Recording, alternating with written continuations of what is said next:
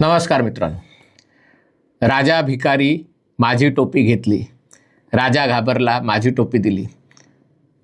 उंदराची गोष्ट आपल्याला आठवली असेल, पण इथे या गोष्टीचा काही संबंध नाही आहे. इथे एक वसाहतीचा राजा आपल्या वसाहतीत जातो आणि त्या वसाहतीत जाऊन जी अपेक्षा असते की जुन्या आठवणींना उजाळा मिळेल, जुने जे काही एकत्र आनंदात घालवलेले दिवस असतील ते पुन्हा एकदा त्याच्या आठवणी ताज्या होऊन संबंध सुधारतील, पण तसं काही होताना दिसत नाही आहे. इथे गोष्टीतला राजा म्हणजे ब्रिटनचा राजा किंग चार्ल्स III. सध्या अमेरिकेतल्या दौऱ्याची चिंता सगळ्या चर्चा आहे. जेव्हा ब्रिटन आणि अमेरिका यांच्यातले जे स्पेशल रिलेशन्स असं म्हटलं जातं, ते स्पेशल रिलेशन्स खरोखर स्पेशल आहेत का? तर उत्तर आहे की यापुढे ते संबंध, विशेष मैत्री असणार नाही आहे. निमित्त काय होतं राजाच्या दौऱ्याचं? तर एक राजा, ब्रिटनचा राजा आपल्या जुन्या वसाहतीला भेट देण्याचा प्रघात आहे. चार्ल्स यांची आई राणी एलिझाबेथ, जी वयाच्या 26व्या वर्षी ती राणी झाली आणि नंतर जवळजवळ 100 वर्ष ती जगली. तर राणी एलिझाबेथ यांनी अमेरिकेच्या 13 अध्यक्षांशी त्यांचे संबंध होते. त्यांच्या कार्यकाळात, राणीपदाच्या कार्यकाळात अमेरिकेत 13 वेळा अध्यक्ष बदलले आणि त्याच्यात त्यांनी 4-5 वेळा अमेरिकेला जाऊन शाही दौरा, ब्रिटन आणि अमेरिका यांचे संबंध मजबूत केले. ब्रिटन आणि अमेरिका यांच्यामध्ये विशेष संबंध का आहेत? तर याचं कारण म्हणजे अमेरिकेच्या दृष्टीने अमेरिकेचं असं मानणं आहे की आम्ही दुसऱ्या महायुद्धात उडी घेतली आणि एका प्रकारे युरोपला नाझी जर्मनीच्या ताब्यातनं वाचवलं आणि त्यानंतर युरोपला सोव्हिएट रशियाच्या लाल पंजातनंही आम्हीच वाचवलं. आणि त्यामुळे त्यांचं म्हणणं असतं, जर आम्ही आलो नसतो तर ब्रिटनची भाषा कदाचित इंग्लिश भाषा नसती, जर्मन भाषा असते. दुसरीकडे ब्रिटनलाही आपल्या अमेरिकेशी असलेल्या संबंधांचा अभिमान आहे.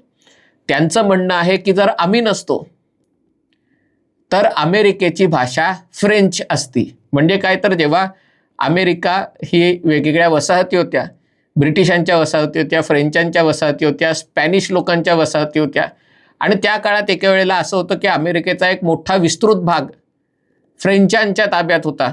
आणि असं चित्र होतं, जर ते राहिलं असतं तर अमेरिकेवर फ्रेंच लोकांचा वर्चस्व राहिला असता. ब्रिटिशांनी या युद्धात उडी घेऊन फ्रेंचांचा पराभव केला नसता तर अमेरिकेची ही भाषा इंग्रजी नाही, फ्रेंच झाली असती.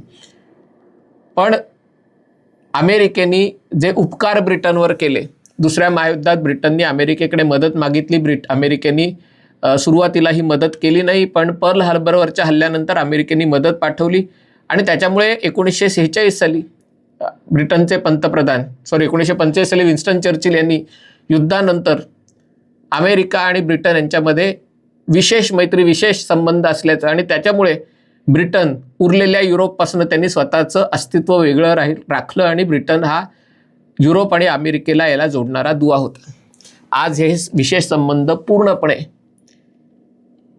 तणावाखाली आहेत. याचं कारण अमेरिकेत प्रचंड राग आहे की इराण विरुद्धच्या युद्धात नेटो देशांनी सोबत येणं अपेक्षित होतं, पण नेटो देश आले नाहीत, किमान ब्रिटननी येणं अपेक्षित होतं.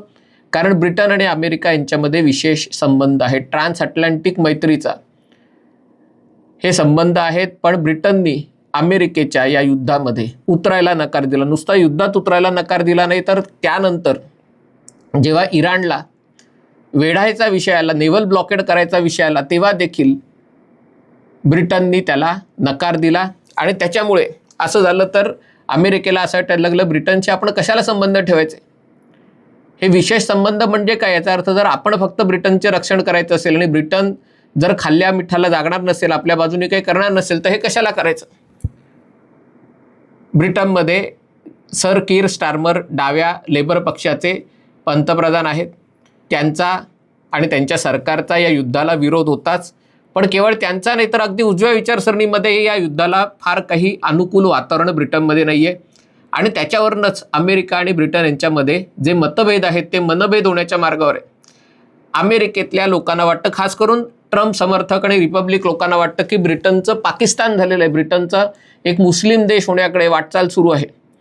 आणि त्यामुळे ब्रिटन अमेरिकेला मदत करू शकणार नाही, कारण ब्रिटनचं राजकारण हे तिथल्या मुस्लिम धर्मियांच्या दबावाखाली आहे. आणि त्यामुळे इराणसारख्या दुसऱ्या मुस्लिम देशावर हल्ला करायचा, ज्याला खरं तर सगळ्या आखाती अरब देशांचा पाठिंबा होता, पण जागतिक स्तरावर मुस्लिम धर्मियांमध्ये अमेरिकेबद्दल विरोध असल्यामुळे आणि डाव्या विचारांच्या लोकांच्या मनात विरोध असल्यामुळे कुठेतरी ब्रिटननी हा पाठिंबा दिला नाही. तुम्ही मागची युद्ध बघा, तेव्हाही ब्रिटनमध्ये डाव्या विचारांचं लेबर पक्षाचं सरकार होतं, टोनी ब्लेअर पंतप्रधान होते, तेव्हा मात्र त्यांनी अफगाणिस्तानच्या युद्धात आणि इराक विरुद्धच्या युद्धात हिरिरीने सहभाग घेतला होता.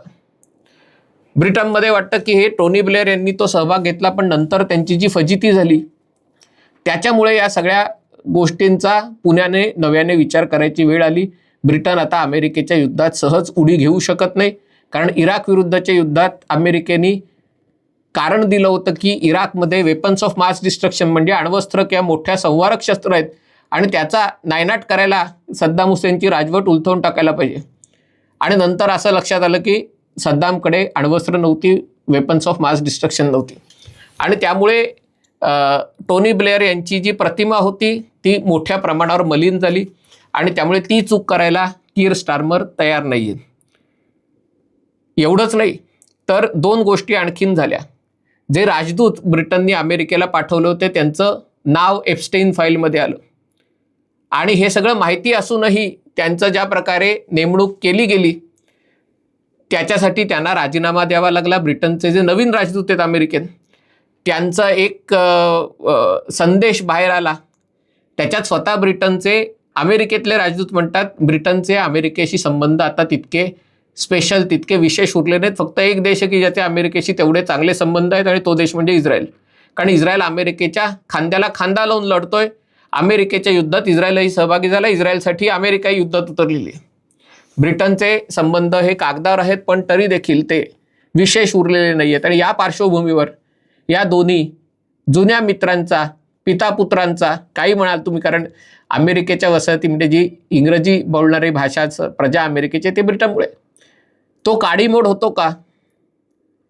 का ते संबंध पुन्हा टिकून राहतात? यासाठी राजाच्या भेटीचा वापर करायचा ठरवला. खरं किंग चार्ल्स III यांची जी भेट आहे अमेरिकेला ती पूर्वनियोजित होती, पण ज्या प्रकारे स्टार्मर सरकार आणि ट्रम्प सरकार यांच्यामध्ये वितुष्ट निर्माण झाले आणि आता जी भीती वाटते, पूर्वी असं होतं की स्टार्मरच्या विरोधातले जे पक्ष होते त्यांचा अमेरिकेला ट्रम्पला उघड पाठिंबा होता, पण आता ब्रिटन आणि युरोपातल्याही उजव्या विचारसरणीच्या पक्षांच्या मनात एक विरोध निर्माण होताना दिसतोय.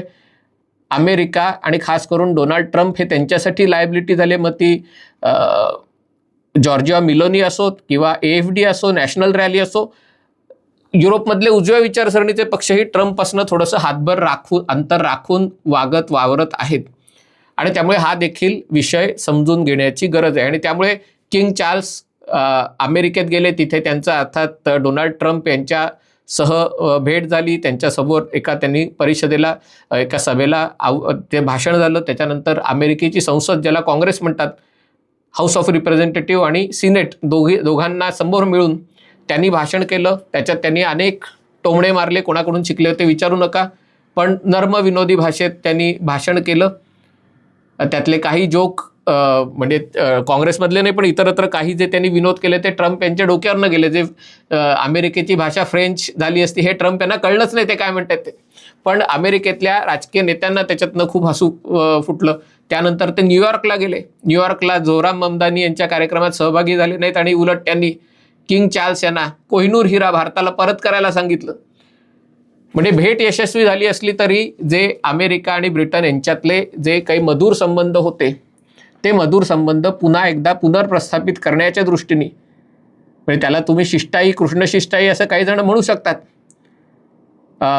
ही काही त्यांची गरज नव्हती. राजा चार्ल्स यांना कोणी सांगितलं नव्हतं, पण त्यांनी स्वतःच्या शिरावर हे घेतलं, कारण हे संबंध वाचवणं हे एक आपलं ऐतिहासिक दायित्व आहे असं त्यांना वाटत होतं. म्हणून ते संबंध सुधारण्यासाठी त्यांच्या परीने प्रयत्न केले. ते प्रयत्न यशस्वी झाल्याचं दिसत नाही आहे. पण याच्या मागे कुठेतरी ट्रम्प विरुद्ध कियर स्टारमर किंवा ब्रिटन विरुद्ध अमेरिका हा विषय नाही आहे, जगाचीच एकूण पुनर्मांडणी होते. आणि त्याच्या दृष्टीने आज आम्ही स्वातीताई आणि नेने सरांबरोबर एक व्हिडिओ करणार. खरं तर आत्ता सकाळी होतो, पण तांत्रिक अडचणीमुळे तो संध्याकाळी रेकॉर्ड करू. पण विषयाचा आवाका फक्त ब्रिटनपुरता मर्यादित नाही, त्याच्यात युरोप, आखाती देश, एकूणच जगात जे एक नवीन संबंध, नवीन समीकरण आकारास येत आहेत त्याच्याबद्दलचा हा व्हिडिओ असेल. पण त्यातला जो ब्रिटनचा भाग आहे आणि त्याची जी चर्चा होती की ब्रिटन आणि अमेरिका यांच्यातले जे सुमधूर संबंध होते अनेक 250 वर्षाचे, कारण ट्रम्प यांची भेट महत्त्वाची अशासाठी आहे कारण 4 जुलैला अमेरिकेच्या स्वातंत्र्याला 250 वर्ष पूर्ण होत आहेत. अमेरिकेला स्वातंत्र्य कोणापासून मिळालं तर एका प्रकारे ब्रिटनपासून स्वातंत्र्य मिळालं. आणि त्यामुळे दोन्ही देशांच्या दृष्टीने हा एक महत्त्वाचा ऐतिहासिक टप्पा आहे. पण या टप्प्यावर दोन्ही देश अधिक जवळ येण्याच्या ऐवजी अधिक एकमेकांपासून दूर जाताना दिसत आहेत. हा व्हिडिओ आपल्याला आवडला असेल तर कृपया लाईक करा, शेअर करा आणि चॅनल सबस्क्राईब करण्याची विनंती आहे. तुर्तास इथेच थांबतो. पाहत रहा MH48.